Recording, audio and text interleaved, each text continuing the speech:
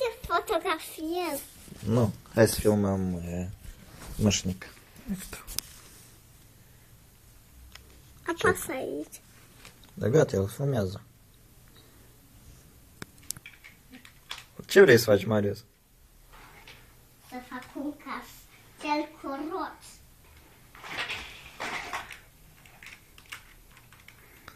Și vrei să-l faci înalt? Vrei să-l faci pe la pod? Da. Dar fotografiază-l. Da, eu filmez. Să vede? Să vede? Se vede. Da, apasă acolo să fotografiază-l. Că eu văd.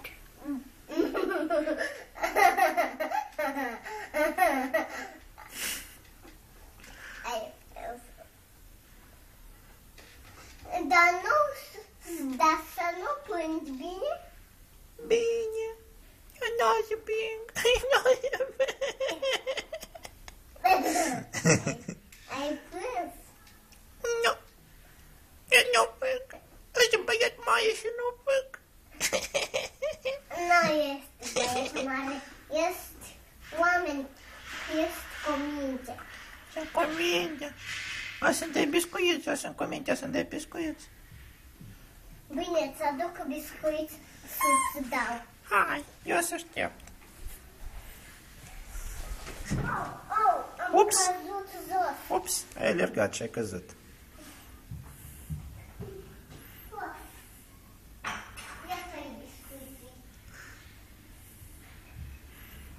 Na, Da? Poți să iau unul? da. Oi, ce-mi plac biscuiții. Ups. Să mie îmi place. Și ție îți place? Da. Dar cum îți plac biscuiții? Cu ceai? Să mâncăm biscuiți. Că tu îmi vai biscuiți. Că Așa. tu nu plângi. Că este oameni mare. Eu sunt Marius, nu plâng. Marius mi-a dat mie biscuiți și eu nu plâng. Am sunt mari. Sunt mari.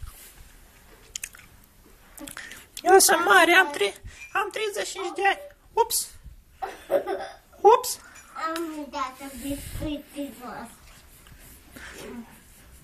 Nu o să ascultători biscuiții cad jos, așa-i?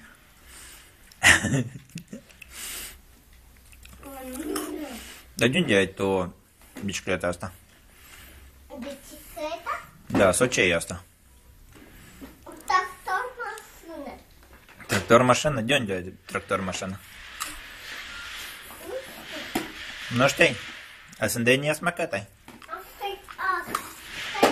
Asta de locomotivă. De altă. La care locomotivă? De locomotivă.